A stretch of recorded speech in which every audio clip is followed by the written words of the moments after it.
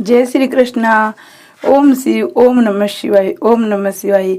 आज हम प्रदोष व्रत की कथा, उनकी पूजा विधि और व्रत करने से क्या प्राप्त होता है, शंकर भगवान खुश होते हैं और कब उसका मुहूर्त है, वो सब जानेंगे। जय शिव शंकर भगवान की जय। इस बार 4 जून को अद्भुत से योग बनने जा रहा है। महादेव को प्रसन्न करने के लिए दिन बेहद ही शुभ रहेगा। दरअसल 4 जून को प्रदोष व्रत, मासिक शिवरात्रि दोनों एक साथ है। ये दोनों व्रत भोलेनाथ को ही समर्पित है। इस दिन व्रत रखने, विधि पूर्वक शिव जी की पूजा करने से मनोवांछित फलों की प्राप्ति हो सकती है। भोले शंकर की असीम कृपा पाने के लिए इस मुहूर्त में ही भोलेनाथ की उपासना करें। ज्येष्ठ माह का पहला प्रदोष व्रत 4 जून को रखा जाएगा। इस प्रदोष व्रत को भौम प्रदोष व्रत के नाम से जाना जाएगा। आपको ये बता दें कि प्रदोष व्रत का नाम सप्ताह के दिन के हिसाब से रखा जाता है। जैसे अगर सोमवार को प्रदोष व्रत हो तो उसे सोम प्रदोष व्रत कहा जाएगा। ऐसे मंगलवार को पड़ने वाले प्रदोष को भौम प्रदोष कहा जाएगा। भौम प्रदोष के दिन शिवजी और माता पार्वती के साथ बजरंगबली की भी पूजा का विधान है। ज्येष्ठ के कृष्ण पक्ष त्रयोदशी तिथि का प्रारंभ सुबह 12:18 से होगा। त्रयोदशी तिथि का समापन 4 जून की रात 10:01 पर होगा। ज्येष्ठ कृष्ण चतुर्दशी तिथि का आरंभ 4 जून को रात 10:01 से होगा। चतुर्दशी तिथि समाप्त 5 जून को 7:54 पर होगी। मासिक शिवरात्रि व्रत 4 जून को ही रखा जाएगा। मासिक शिवरात्रि व्रत निश्चित काल में की जाती है, जो 4 जून की रात की रहेगी। मासिक शिवरात्रि की निश्चिता काल पूजा का समय रात 11:59 से सुबह 12:40 तक रहेगा। शिवरात्रि और प्रदोष व्रत दोनों की मंगलवार को ही पूजा होगी। प्रदोष व्रत की कथा सुनेंगे। प्राचीन काल में एक गरीब पुजारी हुआ करता था। उस पुजारी की मृत्यु के बाद उसकी विधवा पत्नी अपने भरण पोषण के लिए पुत्र को साथ लेकर भीख मांगती हुई शाम तक घर वापस आती थी। एक दिन उसकी मुलाकात विदर्भ देश के राजकुमार से हुई, जो कि अपने पिता की मृत्यु के बाद दर दर भटकने लगा था। उसकी हालत पुजारी की पत्नी से देखी नहीं गई। वह उस राजकुमार को अपने साथ अपने घर ले आई और पुत्र जैसे रखने लगी। एक दिन पुजारी की पत्नी अपने दोनों पुत्रों को शांडिल्य ऋषि के आश्रम में ले गई। वहां उसने ऋषि से शिवजी के प्रदोष व्रत की कथा विधि सुनी और घर जाकर अब वह प्रदोष का व्रत करने लगी। एक बार दोनों बालक वन में घूम रहे थे। उनमें से पुजारी का बेटा तो घर लौट आया, परंतु राजकुमार वन में रह गया। उस राजकुमार ने गंधर्व कन्याओं को क्रीड़ा करते हुए देखा तो उनसे बातें करने लगा। उस कन्या का नाम असुमति था। उस दिन वह राजकुमार घर देरी से लौटा।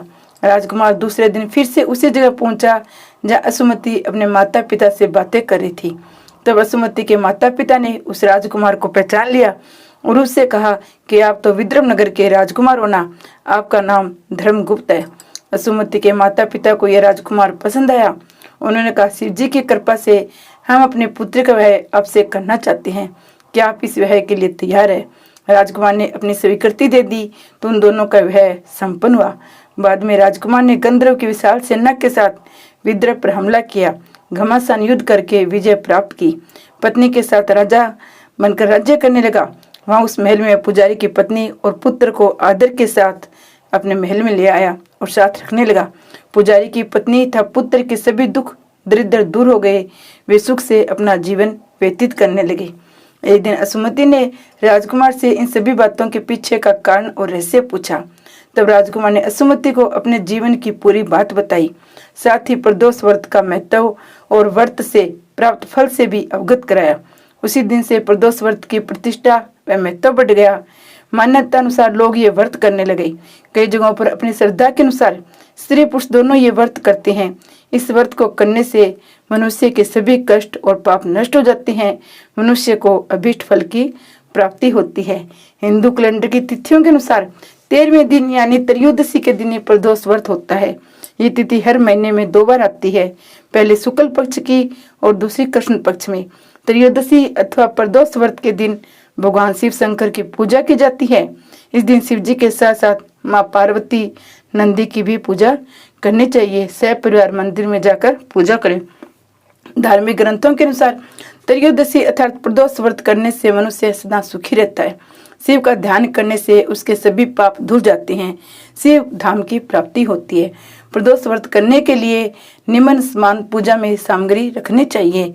सफेद पुष्प, सफेद फूलों की माला, आकड़े का फूल, सफेद मिठाइयाँ, सफेद चंदन, जल से भरा हुआ कलश, बेलपत्र, धतूरा, भांग, आरती के लिए थाली, कपूर, धूप, दीप और शुद्ध घी, गाय का हो तो अति उत्तम, सफेद वस्त्र, हवन सामग्री एवं आम की लकड़ी, ये पूजा के लिए सामग्रियां तैयार रखनी चाहिए।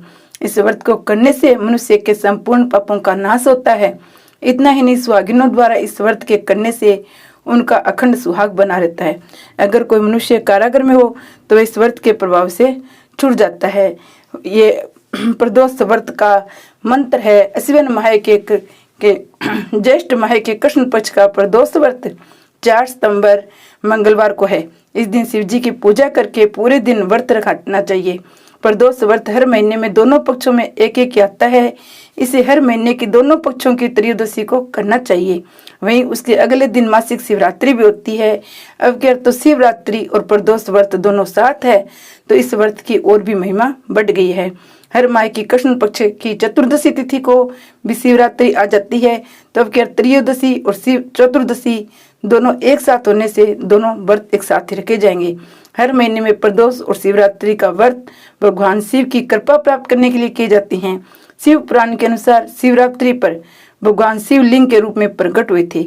वहीं प्रदोष तिथि पर भगवान शिव मनुष्य लोक यानी पृथ्वी पर रहने के लिए आए थे। इस व्रत में भगवान महादेव की पूजा करते हैं। ये प्रदोष व्रत करने से मनुष्य के सभी पाप धुल जाते हैं, उन्हें सिद्ध धाम की प्राप्ति होती है। पुरानी कथाओं के अनुसार चंद्रमा को 6 रोग था, जिसके चलते उन्हें मृत्यु दंड का बराबर कष्ट हो रहा था। भगवान शिव ने उसे दोष का निवारण करके उन्हें त्रयोदशी के दिन पुनः जीवन प्रदान किया, इसलिए इस दिन को प्रदोष व्रत कहा जाने लगा। इसके अलावा सप्ताह के अलग अलग दिन में प्रदोष होने के उसका फल अलग अलग होता है। इस बार मंगलवार के दिन प्रदोष व्रत हो रहा है, तो शिव जी के साथ साथ बालाजी की भी पूजा करनी है। जय श्री बालाजी महाराज की जय। जय माता पार्वती की जय। ओम नमः शिवाय बोलो। ओम नमः शिवाय। ओम नमः शिवाय।